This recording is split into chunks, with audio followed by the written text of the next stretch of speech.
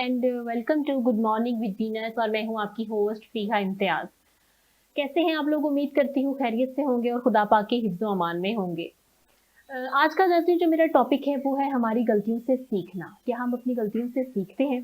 हमें ना बचपन से ही छोटी छोटी बातों को छुपाने की आदत पड़ जाती है। मिसाल के तौर पर अगर घर में हमसे कोई गलती हो गई है, हम मम्मी को कह रहे होते हैं कि रिक्वेस्ट कर रहे होते हैं कि प्लीज अब्बू को मत बताइएगा। कोई चीज़ गुम हो गई है, अगर पेपर खराब हुए हैं हमारे, इसके बाद इसके अलावा अगर कोई चीज़ हम हमसे टूट गई है कीमती चीज़, तो हम मम्मी से छुपा रहे होते हैं। तो ये चीज़ ना हमें बचपन से हमारे खून में शामिल हो जाती है। कभी कोई चीज़ हम अब्बू से छुपा रहे हैं, कभी कोई हम अब्बू से रिक्वेस्ट कर रहे हैं कि अम्मी से छुपानी है, कभी अम्मी को रिक्वेस्ट कर रहे हैं अब्बू से छुपानी है।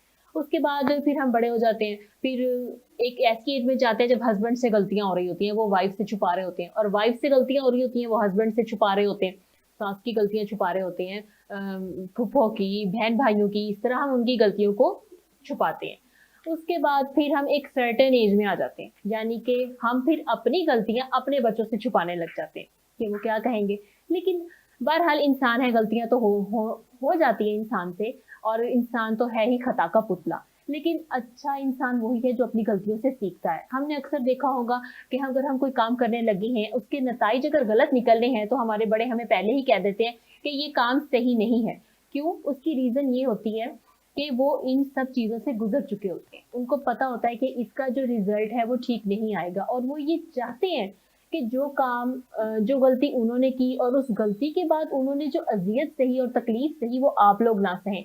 लेकिन बहरहाल इंसान है, उसने वो काम करना है, चाहे वो गलत हो चाहे वो सही हो, उसने वो गलती करनी है और गलती से सीखनी है। मैं समझती हूँ वो बड़ा दिल वाला इंसान है जो गलती करता है और उस गलती को मानता है और फिर उससे सीखता है। क्योंकि बाज़ी ऐसे लोग हमने देखे हैं जो गलती करके कहते हैं जी गलत तो था ही नहीं, ये काम ठीक था।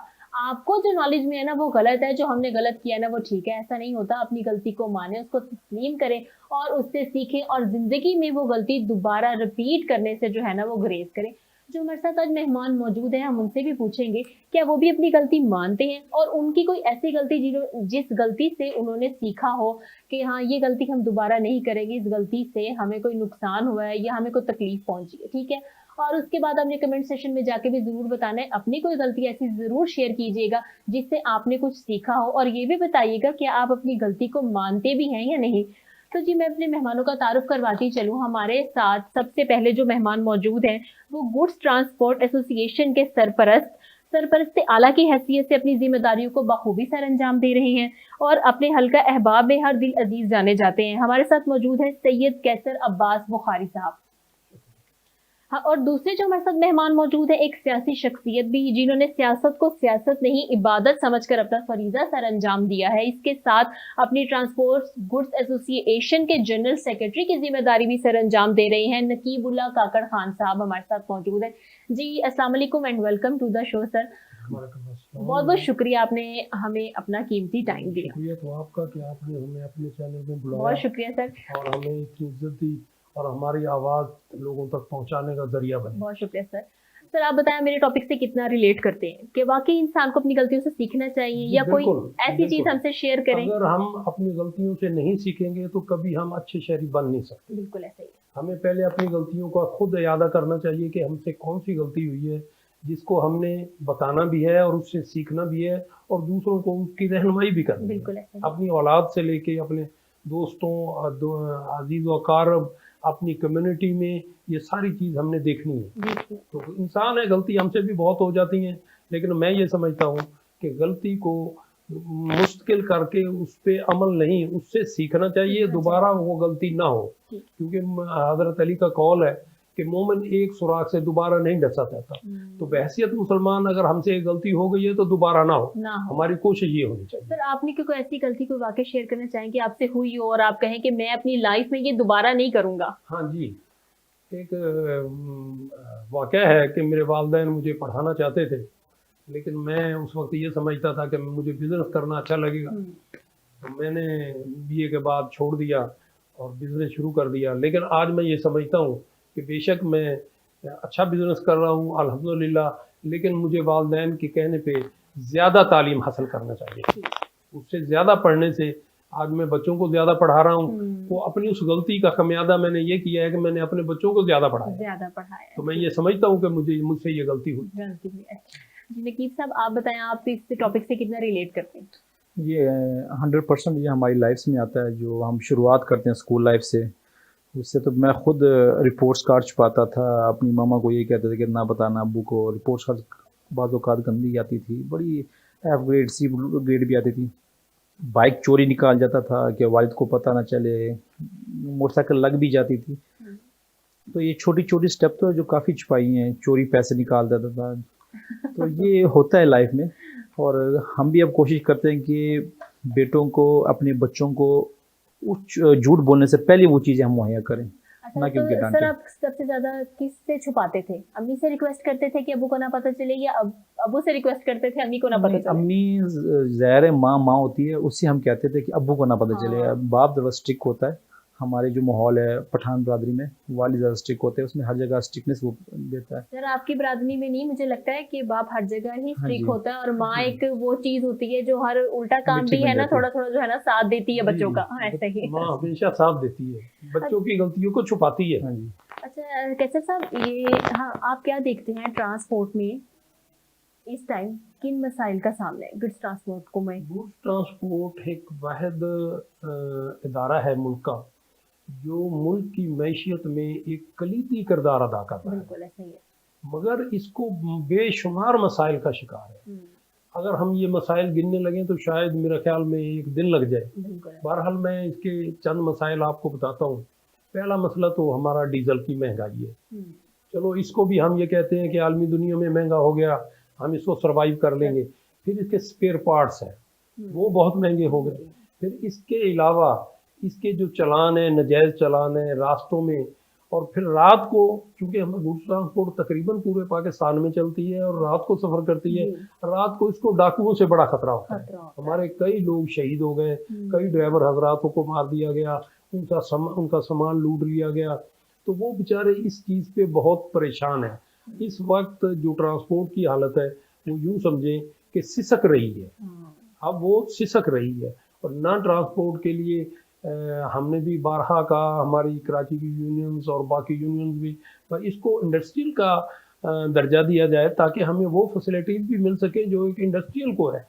टैक्स सबसे ज़्यादा हम देते हैं, हम वाहिद इदारा है जो टैक्स देने के बाद सड़क पर आता है, एडवांस टैक्स देते हैं, फिर उसके बाद सफ़र शुरू करते हैं।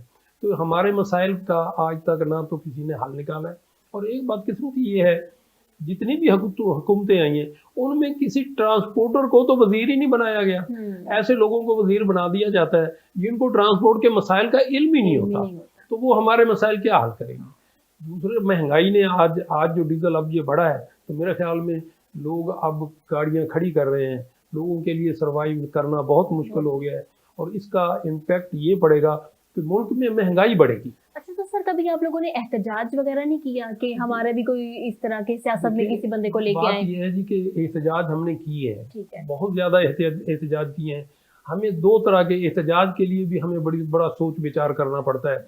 अगर हम 2 दिन या 4 दिन गुड्स ट्रांसपोर्ट टोटल मुल्क में ब्लॉक कर दें सारी यूनियंस मिलकर, तो मेरे ख्याल में मुल्क का बट्ठा बैठ जाएगा, रूट गल जाए। हम उस सिलसिले में चलते भी जा रहे हैं, लेकिन यूं समझे कि रोते भी जा रहे हैं और चलते भी जा रहे हैं। मजबूरी है। हम चाहते हैं, हमारा मुल्क है, हमारी नस्लों ने यहाँ रहना है, इसको चलना चाहिए। इसके फेवर के लिए हम अपनी कुर्बानियाँ दे रहे हैं, और ये बेशुमार मैं कहता हूँ हर ट्रांसपोर्टर, हर ड्राइवर, हर क्लीनर जो भी इस शोबे से वाबस्ता है, वो बेचारा इस वक्त कुर्बानियाँ दे रहा है। क्योंकि इस हमारी ये एफर्ट जो है कि हम मुल्क को चला रहे हैं, मुल्क में का पहिया रमा दमा रख रहे हैं, इसमें ये हमारी कुर्बानियाँ शामिल हैं। तो हमें इसमें, इसके बदले में हमें कोई रिलीफ नहीं है, ना किसी महकमे से रिलीफ है, ना ही आज तक आपने भी सुना होगा किसी हुकूमत ने बैठ के ट्रांसपोर्ट के मसाइल को हल करने की कोशिश ही नहीं की, ना ही ट्रांसपोर्टरों को बुलाया गया कि आए, हम स्टेक होल्डर हैं, हमें बुलाया नहीं जाता, हमारे फैसले असेंबली में हो जाते हैं। भाई हमारे स्टेक होल्डर को बुलाया जाए, ग्राउंड रियलिटी को देखा जाए कि क्या मसाइल हैं, उन पे फिर हल निकाला है। ये हमारा। तो नकीब साहब, आपका सियासत की तरफ इंटरेस्ट कैसे आया? एक्चुअली मैं बचपन से ही, एक स्कूल लाइफ से ही मेरी सियासत शुरू हो गई थी। तो स्कूल लाइफ से मेरी एक तंजीम के साथ, फिर एक नून लीग के साथ अटैचमेंट, फिर काउंसलर और नाजिम, उसके बाद चलता है फिर कॉलेज में, फिर पीएसएफ, फिर बीजेडी में, फिर एमएसएफ पॉलिटिकल स्टूडेंट विंग का प्रेसिडेंट था। तो रफ्ता रफ्ता फिर 2013 में आज़ाद उम्मीदवार लड़ा, फिर 2018 में फिर एमएनए की सीट पे लड़ा। तो बचपन से ही मेरी शौक था सियासत में, अब तक अल्हम्दुलिल्लाह साथ चलता आ रहा हूँ। अच्छा, आपकी नज़र में सियासत किसे कहते हैं और ये कैसे करनी चाहिए? सियासत तो मेन वर्ड इसकी इबादत है, कि इसको ऐसी इबादत के तौर पे किया जाए कि हर गरीब का, हर परेशान हाल की आप उसकी मदद करें, उसकी हेल्प करें, और जिसको आपके हल्का अहबाब में हैं, आपके अजीज़ व में, उनकी आप फुल प्रोटोकॉल की तरफ से काम करें, इसको कहते हैं सियासत। आजकल तो सियासत एक बनी हुई है, खेल बन गया, खेल के अलावा तमाशा के अलावा पैसा के विंग बन गया। अगर किसी ने 4-5 करोड़ रुपया खर्च किए हैं इलेक्शन में, अगर वो जीता है, वो 8-9 करोड़ रुपया गरीबों और मजदूरों के खून से निचोड़ के निकालता है। तो इबादत ख़त्म हो गई है, सियासत इबादत का नाम अब ख़त्म कर दिया लोगों ने। अब अल्लाह करे हमारी ये नई जो जनरेशन है वो आगे आए और इसको इबादत के तौर पे करे, और इस्लामी निज़ाम आए। सबसे पहले हमें इस्लामी निज़ाम आना चाहिए जिसमें सूद का ख़ात्मा हो, सूद बिल्कुल ख़त्म हो जाए, ये हलाल और हराम की तमीज़ आ जाए, बिल्कुल ये तमीज़ भी ख़त्म हो चुकी है। ऊपर से हम जिस जनरेशन पे है, नफ्सा नफ्सी का दौर है, हर कोई कहता है कि मैं खाऊं बाकी मर जाएं। तो ये अगर आ जाए, हर कोई अपनी कब्रों को देखे, अपनी कब्रों को देखे, तो इंशाल्लाह हम फॉरवर्ड भी आ सकते हैं और ये इबादत दोबारा हमारी शुरू हो जाएगी इंशाल्लाह। अच्छा, माशाल्लाह आप टिकट होल्डर हैं, आपकी अगर सियासत आ जाती है, आप जीत जाती हैं, आप सबसे पहले कौन सी चेंजिंग करेंगे? मेरे नज़रों में सबसे पहले मैं सूदी निज़ाम ख़त्म करूँगा। जो मेन, जो हमारे रसूल सल्लल्लाहु अलैहि वसल्लम ने कुरान में फरमाया कि अल्लाह के ख़िलाफ़ जंग है, हलाल और हराम की तमीज़ ख़त्म हो गई है। तो ये दो मेन चीज़ें हैं जिसको हम ख़त्म नहीं कर पा रहे, दिन ब दिन इजाफा होता जा रहा है।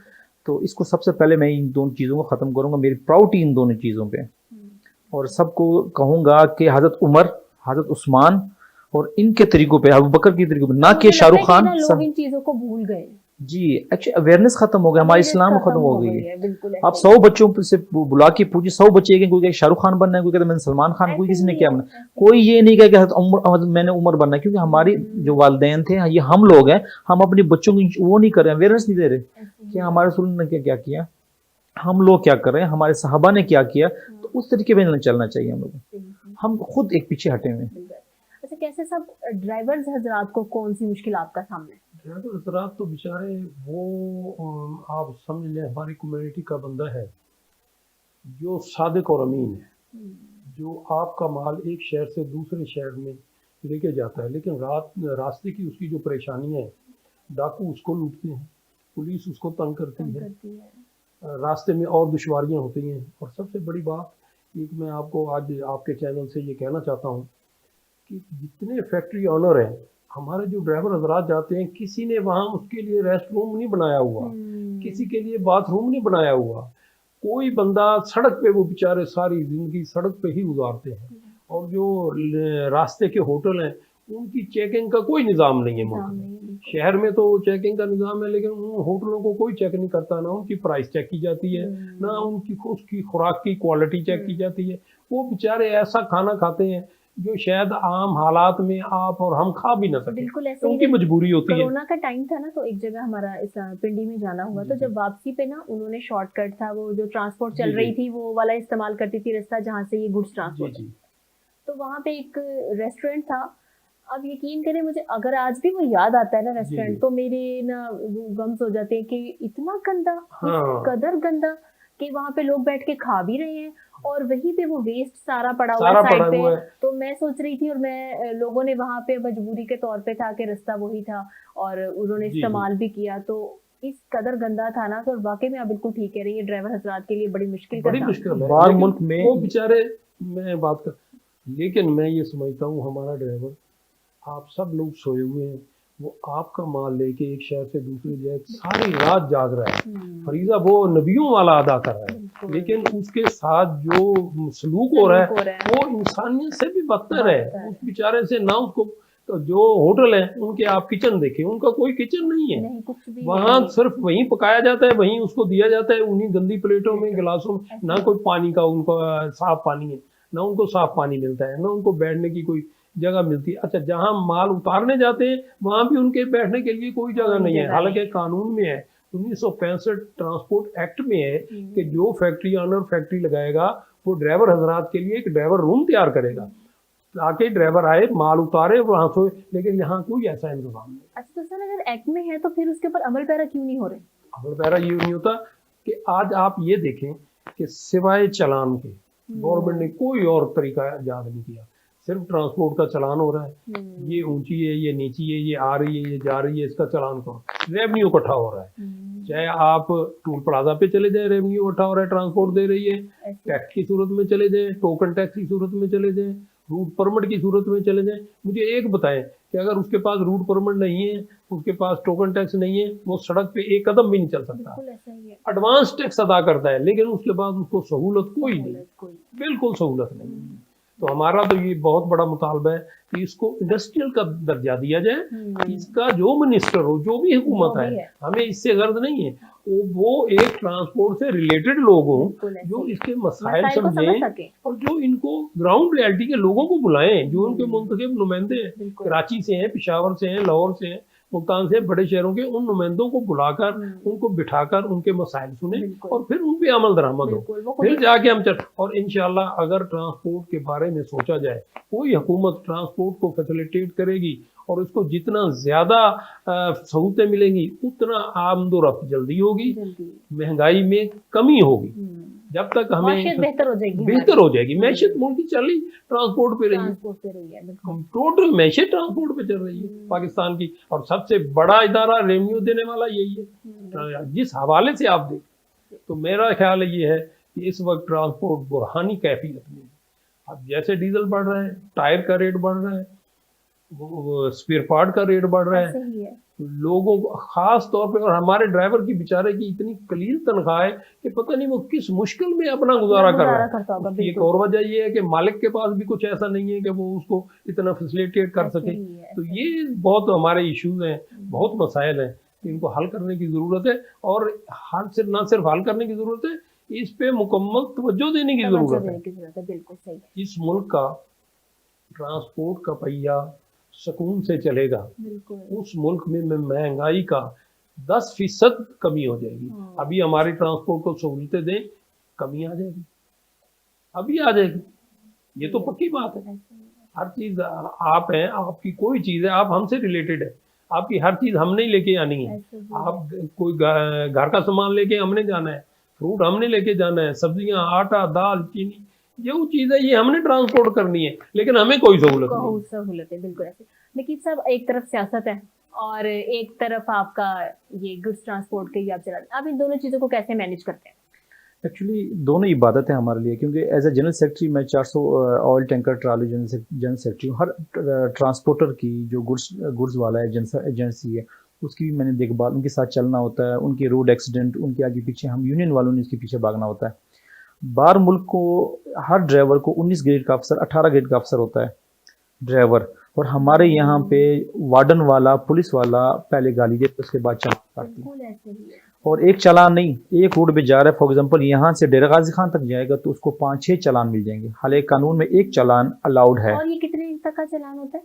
ये 2000 भी करते हैं, कोई 5000 सेक्रेटरी निकला तो 5000 भी करते हैं। उनके कागजात वो MDA चौक जाके ड्राइवर गाड़ी खड़ी करके बैंक जाता है, उसके बाद MDA चौक से जाके अपने कागजात उठा के लाता है। अच्छा सर, ये चालान वो अपनी जेब से देता है? जी हाँ। तो क्या उसको ये जो कंपनी है वो पे करती है, जैसे ट्रांसपोर्ट कंपनी तो ट्रांसपोर्टर पे करता है, मगर चालान तो ड्राइवर को पड़ गया।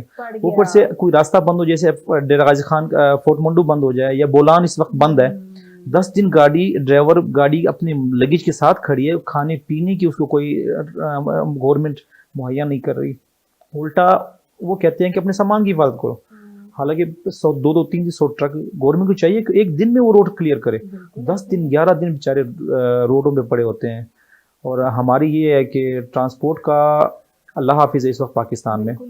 अल्लाह करे कोई अच्छा लीडर आए जो हमारी सुनवाई करे और ट्रांसपोर्ट को बेहतर निज़ाम। तो आपने कभी गवर्नमेंट को या किसी महकमे से इस चीज़ की दरख्वास्त नहीं की कि जिस रास्ते से वो जाते हैं, डकैतियाँ वगैरह होती हैं, उधर कोई उनको सहूलत, कोई उनकी हिफाजत के लिए किसी को तैनात किया जाए? हमारे हर फॉर एग्जांपल डेरा गाजी खान में एसोसिएशन है, इस तरह हर शहर में हमारे गुड्स ट्रांसपोर्ट की स्टेशन होती है, उस शहर की होती है। वो हर अपने सतह पे, अपनी शहर की सतह पे एजेंट वो भी करते हैं, अपने कमिश्नर को भी, अपनी डीएसपी को भी, हर चीज़ को मिलते हैं, मगर वो कवर नहीं कर पा रहे हैं। हमारी पुलिस जो है ना, वो कहते हैं हमारे पास गाड़ी इतनी कम है कि हम आवाम के पीछे या गुड्स ट्रांसपोर्टों के पीछे जाएं। बिल्कुल ऐसा ही है। तो इसलिए एक तो हमारी पुलिस का निज़ाम बेहतर नहीं, उनके पास गाड़ियाँ नहीं हैं, गाड़ियों के अलावा उनके पास फोर्स नहीं है, तो बहुत मुश्किल हो रहा है हमारे लिए ट्रांसपोर्ट। और हम एक शहर से दूसरे शहर, यहाँ से कश्मीर में डकैती या चोरी होती है, हमें यहाँ से भागना पड़ जाता है। भागना पड़ता है। तो अल्लाह करे हमारे कोई सिस्टम बने। अच्छा सर, ये जो कुछ अर्सा पहले हमने सुना था कि वो जो सामान के भरे हुए जो ट्रक्स हैं वो खड़े हैं, वो सड़ गए थे, वो एहतजाज के दौरान ऐसा हुआ था, रोड ब्लॉक हो जाता है। आप क्या सोचते हैं कितना लॉस हुआ था पाकिस्तान? अरबों के हिसाब से लॉस हुआ था। जब मोहतरमा बेनज़ीर भुट्टो को शहीद कर दिया गया तो सिंध में एक बहुत बड़ा तूफान आया। सड़क पे लोगों को जला दिया, ट्रक भी जला दिए, लूट भी लिए, जला दिया। तो वो कोई कंपनसेशन हुई थी, किसी ने दी, किसी ने नहीं दी। 20 लाख की गाड़ी थी, उसे 1 लाख रुपया मिल गया, लेकिन जो नुकसान था वो अरबों में था। बिल्कुल, अरबों में सभी भी याद करते हैं कि वो अभी तक वो कई लोग ऐसे थे जो बिल्कुल ट्रांसपोर्ट के इससे भी बैठ गए बेचारे। तो वो अरबों का नुकसान था। तो सर ये आज से 20-15 साल पहले जो ट्रांसपोर्ट थी और आज के ट्रांसपोर्ट में आप क्या फर्क देखते हैं? कोई फर्क है? हाँ जी, बहुत बड़ा फर्क आ गया है। अब आज से 15-20 साल पहले एक बेडफोर्ड गाड़ी चलती थी इंग्लैंड की, अब उसका वो खत्म हो गई, अब जापानी गाड़ियां आ गई। ना उस तरह की सड़कें हैं, सड़कें बिल्कुल ऐसे ही, ना उस तरह का सड़कें अच्छी थी। तब सड़कें तो उसमें बेडफोर्ड चलती थी। अब सड़कें इतनी उन्होंने बना दी है, मोटरवे बनाया चंद लोगों के लिए, सही मोटरवे पे वजन अलाउ किया। अब पिछले दिनों वजन का इशू था, वजन का उस पे कोई अमल दरामद नहीं। एक बीट वाला वजन के पे अमल दरामद कर रहा है, दूसरे बीट वाला छोड़ रहा है। अब हमारे लिए ये परेशानी है कि हम क्या लोड कराएं। अच्छा सर, जैसे मोटरवे बनी है, अगर ये ट्रांसपोर्ट के लिए कोई ऐसा सिस्टम नहीं बन सकता कि उनका भी एक अलग रास्ता हो, ऐसा क्लीन हो जिसके ऊपर? हमारे लिए बेहतर है, हम इसको बेहतर समझते हैं। बाकी सड़कों, नेशनल हाईवे से ये बेहतर है, इसमें करप्शन कम है। चलान जरूर है लेकिन करप्शन नहीं है, जो हकीकत है। और मेरा ख्याल महफूज भी है, इसमें महफूज भी है। तो ये मोटरवे कराची तक बननी चाहिए। और उसके बाद इसमें भी बड़ी ये इसका एक वजन का एक शेड्यूल हो, कांटे लगे हों, हर आदमी को पता हो। ये ना हो कि कोई कांटे से पैसे दे के निकल जाए और कोई ये काम ना हो। एक ही कानून हो जो ट्रांसपोर्ट पे लागू हो, हमें पता हो, हम उसी के तहत वजन लोड करें। सर ये इतना साफ पाकिस्तान मेरा ख्याल है मुश्किल है होने में, टाइम लगेगा कि करप्शन से बिल्कुल पाक हो जाए। नहीं, लेकिन देखिए बात ये है कि कोशिश तो करनी चाहिए, हर फर्द को करनी चाहिए। हमारी हुकूमतों को भी आनी चाहिए, हमें भी आना चाहिए। हम सब लोग मिलके, ये हमारा मुल्क है, हमने रहना है, हमें सब मिलके हमको इसको बनाना है। लेकिन वो जो आगे इसके ऊपर अमल करने वाले हैं ना, जिन्होंने अथॉरिटी, उनको भी थोड़ा सोचना चाहिए कि वो हम जिन मसाइल का शिकार है उनको हमें निकाला जा सके। अच्छा नकीब साहब, आपके हल्के में आप क्या समझते हैं, किन किन लोगों को किन किन मसाइल का सामना है? हमारे हल्के में सबसे आजकल जो बहरान चल रहा है बिजली के बिल्स, उनके अलावा महंगाई बहुत ज़्यादा है। गरीब लोग और बस्तियों के लोग तड़पे हुए हैं। यकीन कर उनकी शक्लें हमसे तो नहीं देखी जाती। मेरी तो हिम्मत नहीं पड़ती उनके घरों में जाऊं या उनसे उनके अफाके देखूं या उनकी ज़रूरती चीज़ें देखूं। यकीन करो, जब मैं सुबह सुबह अपने हल्के में निकलता हूँ या ऐसी बस्ती में निकल जाता हूँ तो लेने लग जाती है। कोई कहते हैं मुझे 1000 दो, कोई कहते हैं मुझे 5000 दो, कोई कहते हैं मेरे बिजली का बिल, कोई कहते हैं मेरे वाटर का बिल, कोई क्या कहते हैं। मैं तंग आ जाता हूँ। महंगाई, गुर्बत बहुत ज़्यादा है, तो अल्लाह करे गुर्बत खत्म हो जाए। अच्छा सर, ये अगर आप बिजली को कैसे कंट्रोल करेंगे? बिजली हमारी ना जाए, लोड शेडिंग को कैसे कंट्रोल करेंगे आप? हमारी अयाशियाँ, हमारी हुक्मरानों की अयाशियाँ बहुत ज़्यादा हैं। अब देखो ना, 220 अरब रुपया हम फ्री 19,000 गाड़ियों को फ्री डाल के दे रहे हैं। 550 अरब की बिजली इन अयाश जो हमारे हुक्मरान उनको फ्री दे रहे हैं। कितने अरब, देखो ये 500 अरब, ये 220 अरब करते कितने अरब डॉलर हम बचा सकते हैं अगर इनकी अयाशी खत्म हो। गरीब बंदा मोटरसाइकिल पेट्रोल लग जाता है, ये क्यों लोग क्यों नहीं डलवा सकते? हालांकि इनकी 5 लाख 6 लाख मंथली इनकी पे है, तो ये क्यों नहीं डलवा सकते? क्यों अयाशी नहीं कर रहे हैं? सर इनकी अयाशी खत्म कौन करेगा, ये हम आपसे ब्रेक के बाद जानेंगे। ब्रेक पे जाने का टाइम हो गया, अब दोबारा से बातों के सिलसिले को यहीं से जोड़ेंगे। देखते रहिए गुड मॉर्निंग विद वीनस। मिलते हैं एक ब्रेक के बाद। ये लो बेटा, बच्चों सरप्राइज। थैंक यू दादा जान। दर पे कभी मुझे बुलाओ जी, रोशनी से बरदा। वाइटल सोप और मलका मसाला उम्रा पैकेज के विनर हैं मुल्तान से अब्दुल कादिर साहब। सरप्राइज दादा जान, उम्र मुबारक हो।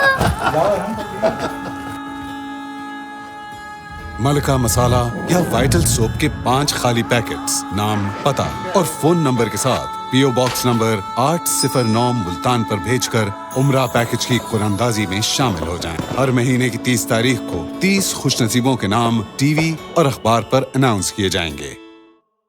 Venus group of companies. क्या आप अपने माली अहदाफ तक पहुंचना चाहते हैं तो फिक्रमंद होने की कोई जरूरत नहीं, क्योंकि वीनस ग्रुप ऑफ कंपनीज आपके लिए एक ऐसा प्लेटफॉर्म है जहां आप अपने माली अहदाफ तक बआसानी पहुंच सकते हैं। हम दुनिया भर में अपनी खिदमात फराहम कर रहे हैं। कमोडिटी मार्केट में महारत के साथ साथ हम अपनी पेशा वाराना पुर अज़म खिदमात के साथ बढ़ती हुई मार्केट में जिंदा रहने में आपकी मदद करते हैं। हमारा एतमाद मार्केट के खतरात को कम करना है, जिसका नतीजा आप काबिल जिक्र मुनाफा कमाते हैं। वीनस कस्टमर केयर सपोर्ट 24 घंटे मुफ्त मुशावरत फराहम करती है और हमवार अमल के लिए हमारे पार्टनर्स की मदद करती है। तो आज ही हमारी वेबसाइट पर रजिस्टर हों और मुनाफा कमाना शुरू करें।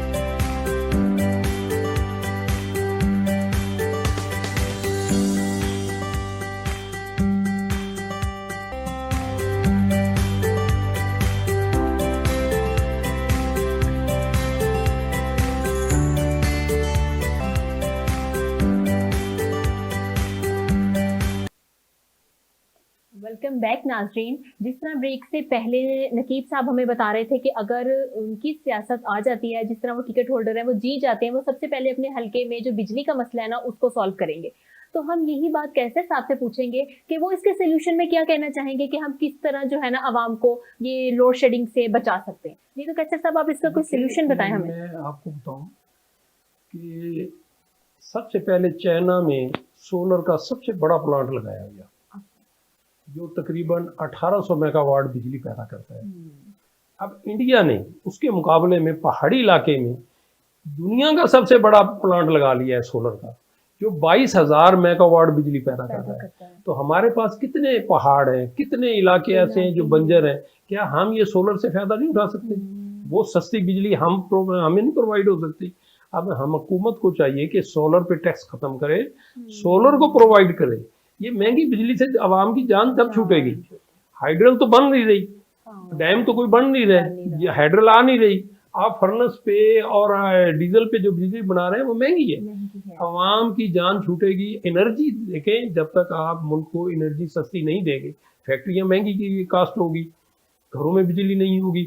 तो आप सोलर को प्रोवाइड करें। और सोलर ये देखें, हमारा हमसाया मुल्क दुनिया का सबसे बड़ा प्लांट लगा सकता है। हम उतना ना लगाएं, छोटा तो लगाएं, हम कुछ करें तो सही, कोई कदम उठाएं तो सही। हम एक प्लेट एक घर को दे रहे हैं, इससे कैसे आप कदम उठाया तो था डैम बनाने का, वो कदम उठा के चले गए। देखिए वो तो सियासत की नजर हो गया, चलो उसको मानते हैं।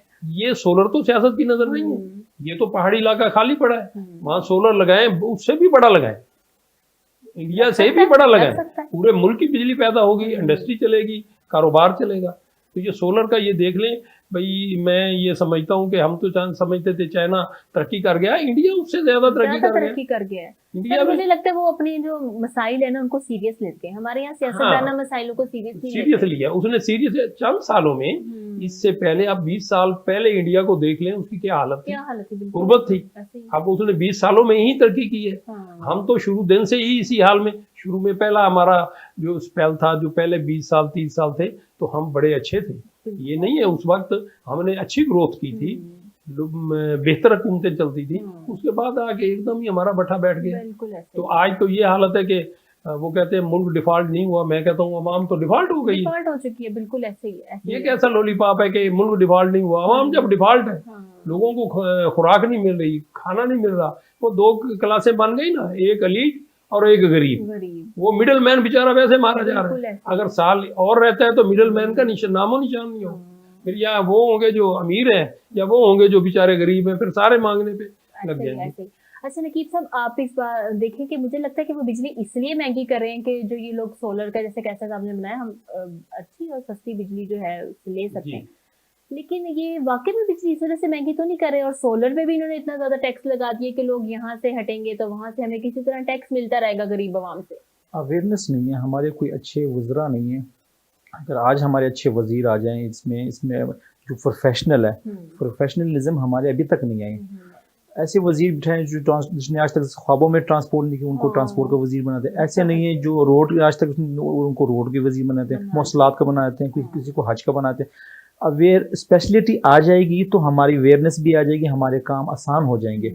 और गवर्नमेंट तो आपको पता है कि हर तरफ से लूटने के चक्करों में होती है। किस तरह आवाम की किसी चीज़ में हमें टैक्स मिले, कहाँ डालना है टैक्स, तो टैक्स कम करें। जो आवाम की ज़रूरत है, खाने पीने पे टैक्स ख़त्म कर दें, सोलर पे निज़ाम पे ख़त्म कर दें, तो हमारी बहुत बड़ी मुश्किलात ख़त्म हो जाएंगी।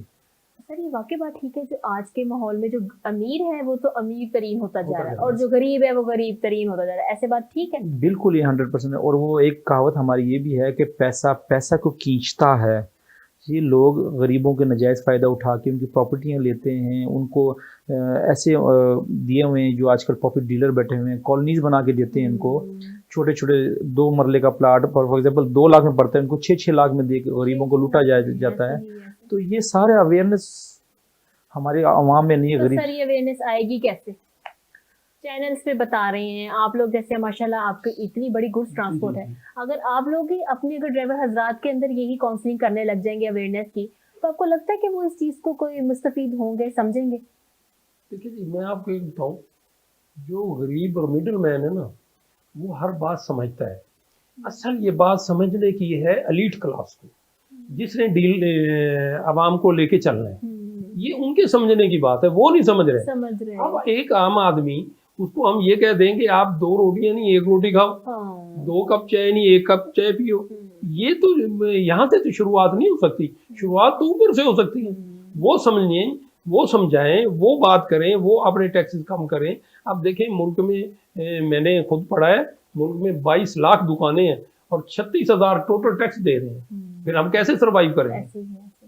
टैक्स का रेशो कम करें, उसके ऑनर ज्यादा बनाएं, टैक्स देने वाले ज्यादा हों और सब पे लागू जी, करें। सब पे लागू करें। इसमें हम टैक्स देते।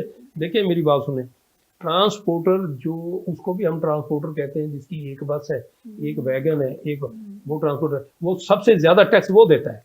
टोकन टैक्स, रूट टैक्स और टूल प्लाजा टैक्स। मुल्तान से लाहौर गाड़ी जाती है, उसका 1,000 रुपये टैक्स है। वो सबसे ज्यादा टैक्स देने वाले हम हैं। कैसा सर ये जो ड्राइवर हजरात है, आपके पास कभी कोई ऐसा ड्राइवर आया हो अपने सफर से वापसी पे, जिसने आके रो ही पड़ा हो कि जी मैं बड़ी आज हालात ही इतने खराब हुए थे, रास्ते में इतने चलान हो गए मेरे, ये हुआ, अब ये चीजों को कवर कैसे करूं, या मैं अपने घर का जो सर्वाइव है कैसे करूंगा? वो मैं आपको बताता हूँ, इसमें एक फैक्टर और आ गया है। जब से ये महंगाई बढ़ी है ना, तो उसमें करप्शन भी बढ़ गई है। बिल्कुल। अब ड्राइवर क्या करता है, उसने अपना घर चलाना है। अब उसकी 20,000 रुपये तनख्वाह है। आप मुझे बताएं, उसके 4 बच्चे हैं, माँ है, बाप है, वो घर कैसे चलाएगा 20,000 में? वो फिर क्या करता है, मालिक इतना अफोर्ड नहीं कर सकता, फिर वो भी बेचारा 2 नंबर काम पे लग जाता है। तो वो आके तो हर आदमी रोता है, हर ड्राइवर, हर ट्रांसपोर्टर, जिस मर्जी ट्रांसपोर्टर को आप बुला लें, वो यही कहेगा, उसको यही मसाइल है। ड्राइवर उसका कभी खुशी से नहीं आता, उसकी खुशी है ही नहीं जब उसके घर का रोजगार नहीं। मैं तो हैरान हूँ कि वो ड्राइवरों को आप देख लें तो वो तो गुर्बत की लकीर से भी नीचे जिंदगी गुजार रहे हैं। बिल्कुल ऐसे ही है। वो गुर्बत की लकीर से भी नीचे जिंदगी गुजार रहे हैं।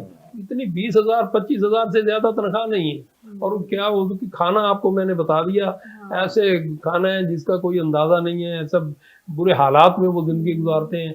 अच्छा, रास्ते में कोई रेस्ट रूम नहीं है, आएगा होटल वाले की चारपाई पे बेचारा लेटेगा, 2 घंटे के लिए या वो गाड़ी में ही लेटेगा, उसके लिए कोई ऐसी फैसिलिटीज नहीं है कि हमने उसको इंसान समझा हुआ है। हमने ड्राइवर को तो इंसान समझा हुआ समझा नहीं। हुआ ही नहीं है, बिल्कुल। अगर हम ड्राइवर को इंसान समझे तो काम चले। मैडम हमारी जो एक्सपोर्ट इंपोर्ट है, जो स्मगलिंग का माल आ रहा है इस वक्त, बलूचिस्तान का ट्रांसपोर्टर, मैं बलूचिस्तान का ट्रांसपोर्ट से रिलेटेड हूँ, तो स्मगलिंग का माल ईरान से शुरू होता है। फॉर एग्जांपल हमें 20 से 25 रुपये लीटर, बॉर्डर पे 20 से 25 रुपये लीटर डीजल का हमें मिल रहा है। इसको 225 पर लीटर 200 रुपये टैक्स लगा रहे हैं। कौन है बलूचिस्तान तक पहुंचाने वाला?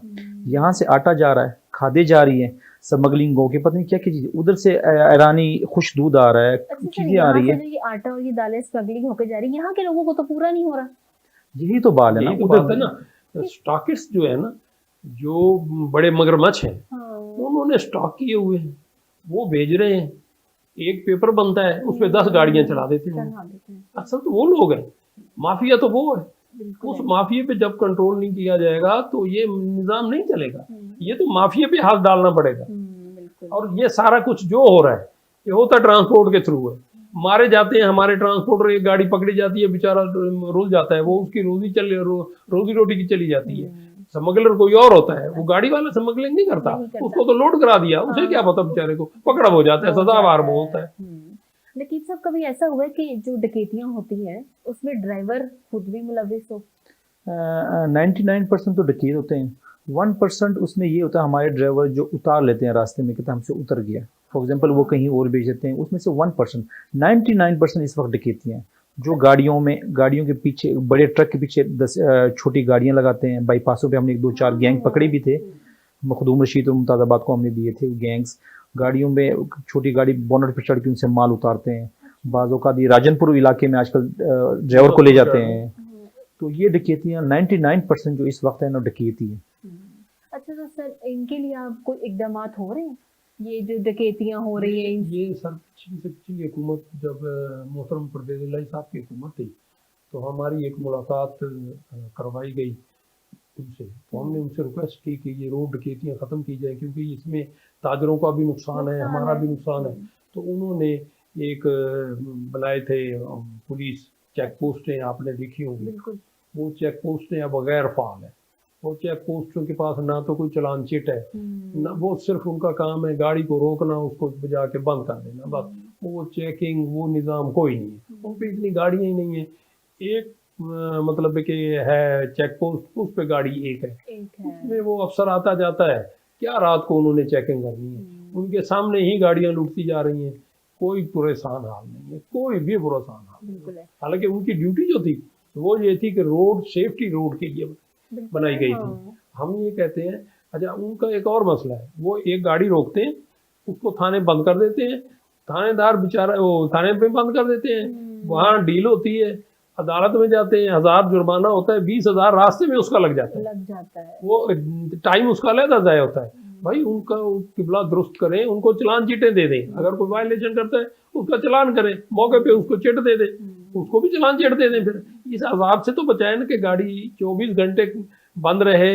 एक ड्राइवर देखें ना, कोई खलाकी मुजरम है, ना उसने कोई जुर्म किया है, हवालात में बंद है ड्राइवर बेचारा, हवालात में बंद है। देखिए इतना जुल्म क्यों, कौन सा इखलाकी जुर्म उसने किया है कि वो गाड़ी चला रहा था, उसको आपने बंद कर दिया। और दूसरा एक और मैं आपको आपके चैनल से ये भी एक आपको बताऊं कि ला ये है कि एक्सीडेंट, दोनों बंदों की कोई ना कोई गलती होती है तो एक्सीडेंट होता है।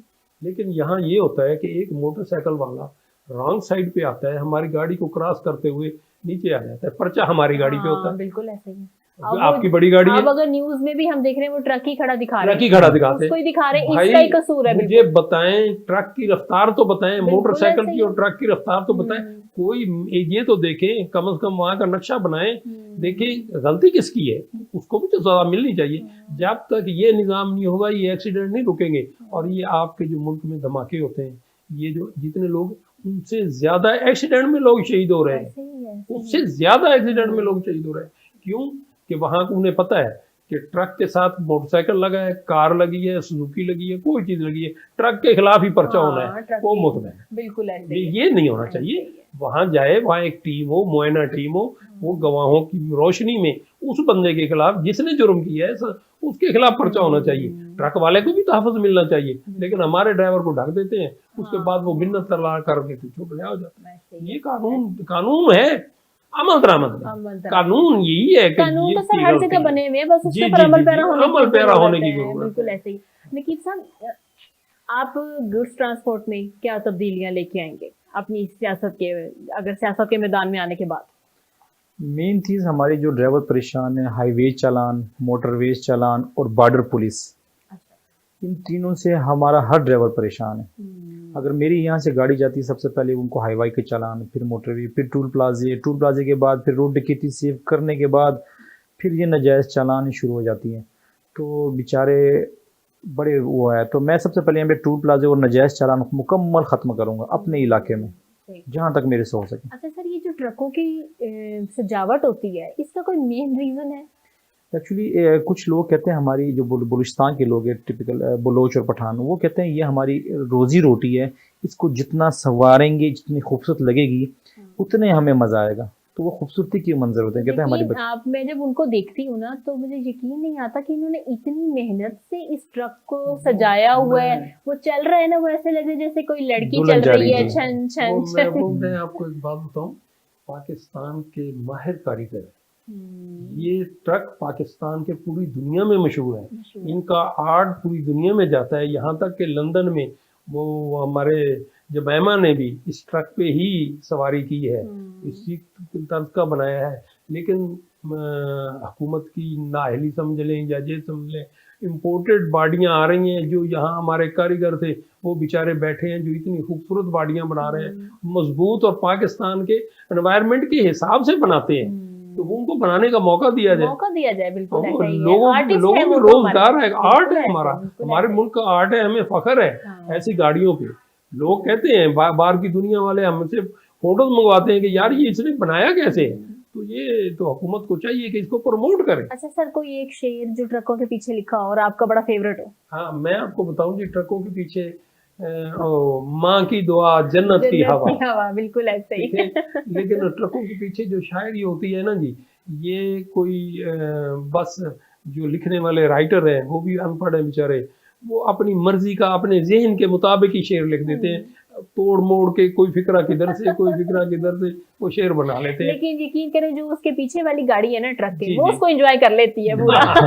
क्योंकि वो भी उसी ज़हन के मालिक होते हैं, वो उसको एंजॉय कर रहे होते हैं। ऐसे ही है, क्योंकि जो वो गाड़ी की बनावट को देख रहे होते हैं, उसके ऊपर लिखे हुए जो शेर है वो भी, और कहीं ना कहीं वो उसको इस्तेमाल भी कर लेते हैं कि ट्रक के पीछे ये लिखा हुआ था। बहरहाल ज्यादा यही होता है। सर, आपका फेवरेट जुमला जो ट्रक के पीछे कोई लिखा हो? एक है पास कर या बर्दाश्त कर, या मेरे पीछे आराम आराम चल या चल, पास कर या बर्दाश्त कर मेरा फेवरेट जुमला है। सही, जबरदस्त है सर। अच्छा, आप इसके लिए क्या इकदामात हुकूमत से कहते हैं या रिक्वेस्ट करना चाहेंगे या दरख्वास्त करेंगे कि जी होने चाहिए हमारे लिए? मेरी सबसे बड़ा मुतालबा तो ये, हमें ट्रक स्टैंड हर शहर में दिए जाएं, जो हर शहर की ज़रूरत है। उसके बाद ये रोड सेफ्टी में हम ये टूल प्लाजे, ये हाईवे मोटरवेज के चलान, नाजायज़ चलान इससे, और ये बॉर्डर की पुलिस से तहफ़्फ़ुज़ फराहम किया जाए, क्योंकि ये बहुत तंग करते हैं, नाजायज़ तौर पर तंग करते हैं। हर ड्राइवर से 3000, 2000, 1000 रुपये ले लेते हैं।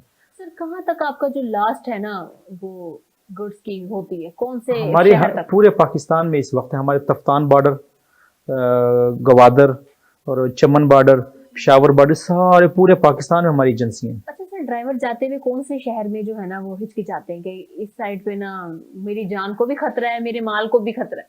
एक्चुअली हमारे जो बलूचिस्तान साइड पे, गवादर तुर्बत साइड पे थोड़ा सा है। अच्छा। इस साइड पे हमारे गिलगित बिल्तिस्तान, और इस साइड पे क्योंकि उनकी वापसी का माल नहीं मिलता, उनके वो जो होते हैं उनको डर होता है कि कोई हमें अगवा ना कर ले, कोई हमें मार ना दे, क्योंकि इन इलाकों में दुश्मनियाँ ज़्यादा होती हैं। अच्छा सर, वो अगवा कर लेते हैं, उनका क्या मकसद है अगवा करने का? जैसे राजनपुर वाले अगवा कर लेते हैं। अच्छा। उनकी डिमांड होती है, कच्चे के डाकू जो है, हाँ जी, कच्चे के डाकू, 10 कई लाख दे दो, हमारे ड्राइवरों को अगवा कर लिए, पैसे मांग के ड्राइवरों को 15 लाख दे दो, 10 लाख दे दो, फिर आपको ड्राइवर छोड़ने तो मार देंगे। इस तरह की फिर वो 10 लाख 5 लाख की डिमांड करते हैं, जब पैसे पहुंचते वो ड्राइवर छोड़ देता है। तो सर, आप लोग पे करके छुड़वाते हैं? जी, लोग देखिए जी, लोग गरीब लोग हैं, अपने प्यारे को जिसकी वीडियो आ गई है, उन्होंने चाहे अपना घर बेचना पड़े, उन्होंने पैसे पे करने हैं और उसको रिहाई दिलवानी है। क्योंकि हुकूमत की रेट आप देखें जी, अब कोशिश तो हो रही है, हम भी दुआ करते हैं अल्लाह करे कच्चे में ऑपरेशन हो, बल्कि ये तो फौज को करना चाहिए था, पुलिस से हट के फौज को करना चाहिए था। पाकिस्तान में एक उन्होंने नो-गो एरिया बनाया हुआ है। सर पहले फौज की यूनिफॉर्म देख के ना बड़ी अब आपको जी, ना जी। फील होता था गर्व कि होता। यार हम सिक्योर है, ठीक है। अब पुलिस की सिक्योरिटी को भी देख के ना जरा सिक्योरिटी का हमें फील नहीं होता। पुलिस खड़ी है ना, हम कहते हैं सबसे बड़े करप्शन। जी जी जी, अब बिल्कुल। ये है मेरे मॉर्निंग शो यहाँ सेट पे आने तक रास्ते में इतने लोग हैं, एक सड़क के इधर खड़े हैं, 2 वार्डन इधर खड़े, चलान काटे जा रहे हैं जी, बस। फजूल पकड़ के, फजूल इसको कोई लॉ लेके, नहीं है, कोई कोई नहीं। कुछ नहीं उनको कह रहा कि आप क्यों। उनको टारगेट दिया था 200 चालान करना है आपने। असल जो ये वार्डन है, ये जब बनाया गया था, ये भी परवेज इलाही दौर का इनका जो मोटो है वो है ट्रैफिक को रवां दवां रखना, ट्रैफिक को ब्लॉकेज ना हो, और उस काम से हट के वो चलानों में लग गए। चलानों में लगे, बस। आते जाते को साइड पे कर लेते। बस। अब उनका कोई कसूर भी नहीं है कसूर तो किसी कसूर तो गरीब का है इस मुल्क में, कि वो गरीब है। बस, और किसी का कोई सर कसूर उन्हें नहीं। गरीबी तो तब- हुकूमत और नहीं उसका दिया। है जो बेचारा मेहनत कर रहा है उसका कसूर है। अच्छा सर, आपको लगता है कि सियासतदान गरीब जिस तरह गरीब अवाम है उस तरह का एक हफ्ता या एक दिन भी गुजार सकते हैं? सवाल ही पैदा नहीं होता। कौन सा सियासतदान है? हाँ। आए मोटरसाइकिल पे बैठे, बिल्कुल ऐसे आए मोटरसाइकिल पे बैठे। हाँ। मैंने तो एक सेमिनार था, उसमें कुछ दोस्त थे, कुछ ट्रांसपोर्टर भी थे, एक बड़े अफसरान भी थे, मैं नाम नहीं लेना चाहता। उसमें उन्होंने कहा जी मुल्तान में बहुत अच्छा ट्रैफिक का निज़ाम है, इतना बेहतरीन ट्रैफिक का निज़ाम है, कोई ब्लॉकेज नहीं है, कोई कुछ नहीं तो है। आपको तो ये सुन के हंसी मैंने आई होगी। मैंने नहीं, मैंने वहाँ खड़े होकर कहा, मैंने कहा सर आप आए, मोटरसाइकिल ड्राइवर को कहें मोटरसाइकिल के पास ऊपर बैठे पीछे, और आप एक शहर से दूसरे शहर तक बगैर किसी के लगे आप पहुंच जाए, आप एक बकरा सदका देंगे। हाँ। और उन ऑफिसर साहब ने बड़ी इस बात को अप्रिशिएट किया। उन्होंने कहा वाकई से कहते हैं। मैं कहता यह तो ये वो चीज़ है जो बात का ये है, तो ये ना ये पाकिस्तान, इसकी ट्रैफिक, इसका निज़ाम, ये खुदा के सहारे चली जा रही है। बिल्कुल हमारा एक ऐसे शेर ही भी है। ट्रकों पे लिखा होता है ना, इंजन की खूबी ना कमाल ड्राइवर, खुदा के सहारे चली जा रही है। हाँ, ये बिल्कुल मुल्क सही। भी खुदा के सहारे चला जा बिल्कुल रहा है। बिल्कुल बस, ऐसा ही, कोई ऐसा समझ ही, नहीं, ऐसा ही। झूठ पे झूठ है, सब फ्रॉड है, हम्म। सब तरीकेकार हैं मुख्तलिफ। कोई डॉक्टर है उसको लगा देंगे किसी और पे। भाई तालीम का वजीर लगाना है तालीम वाले को ऐसे ही, लगाओ, ऐसे ही। हेल्थ का लगाना है उसको डॉक्टर को लगाओ। अच्छा सर, उसको खुद नहीं पता होता कि ये क्या इन्होंने होना है? किस तरफ है ना, इन्होंने जी, किस जी, शोबे जी, में जी। डाल देना है। जी। अच्छा सर, एक मैं आपसे मासूमाना सवाल करती हूँ, होगा नहीं लेकिन अगर हम सपोज कर लें कि आपको अगर एक दिन के लिए वजीर आजम बना दिया जाए, तो आप सबसे पहले कौन सी ऐसी 3 चेंजेस है जो पाकिस्तान में करेंगे? पहले तो मैं मुफ्त जो अयाशी ये ख़त्म करूँगा, सबसे पहले मेरा ये। सही है। दूसरा मेरा ये होगा कि जो नजायज़ जितने भी अफसर है, जितने भी लूट मार के बॉर्डर्स है जो बगैर आने दें, इन पर टैक्स लगाऊंगा। खरबों के डीजल आ रहे हैं, खरबों की चीज़ें आ रही हैं, इन पर टैक्स लग जाएं, हम विद इन ईयर्स 1-2 साल में हम अपना कर्जा उतार सकते हैं। इतना स्मगलिंग हो रही है, सर बॉर्डर्स उसमें कंट्रोल हमें करने ये की। भी तो चाहिए होगा ना कि हमने आगे कर्जा वापसी भी करना है, टैक्स हमें जब अपने लगेगा, accounts में नहीं डालना। नहीं, जब हमारे पाकिस्तान की आएगा, रिन्यू आएगा और वो लोग खुशी से दे रहे हैं, ईरान वाले, अफगानिस्तान वाले बड़ी खुशी से देंगे आपको, जितना मर्जी आप चीज़ें मंगवाएं। तो अब भी स्मगलिंग हो रही है, खरबों रुपया की हो रही है, यहाँ पे टैक्स लग जाए तो वही चीज़ें जेन्युइन तरीके से आएंगी और सस्ती चीज़ें मिलेंगी हमें। बिल्कुल ऐसे। अब देखो और ना, तीसरी चीज ये जो हलाल और हराम और जो इस्लामी निज़ाम में लेके आऊँगा, जब ये आएगा, अब बाहर की दुनिया सारी इस्लामी निज़ाम पे चल रही है, एक वाहिद हमारा मुल्क मुसलमान होके भी नहीं चल रहे। बिल्कुल ऐसा ही है। अगर हम वही फॉलो करें हज़रत मोहम्मद सल्लल्लाहु अलैहि वसल्लम को, उसके बनाए हुए कानून पे, कसम खुदा की इस वक्त अमीर तरीन और अच्छे सर मुस्तकबिल अगर हमारी ये बनेगी। उसको शुरू से फॉलो करते ना, तो मुझे लगता है हम आज इन हालात में होते ही हालात ना। नहीं हैं। और ये अगर अभी भी फॉलो कर लें तो मुझे फिर भी लगता है हमारा हम जल्दी तब्दील निकल आएंगे इस जल्दी क्राइसिस निकल से। आएंगे। और सर अगर आपको 3 दिन के ये अथॉरिटी दे दी बड़ी जाए अच्छी तो बात की है। अगर अल्लाह ताला ऐसी कोई खुशकिस्मती से दे दे, या मेरे ज़हन का कोई बंदा वज़ीर आज़म बन बिल्कुल जाए, ऐसे ही।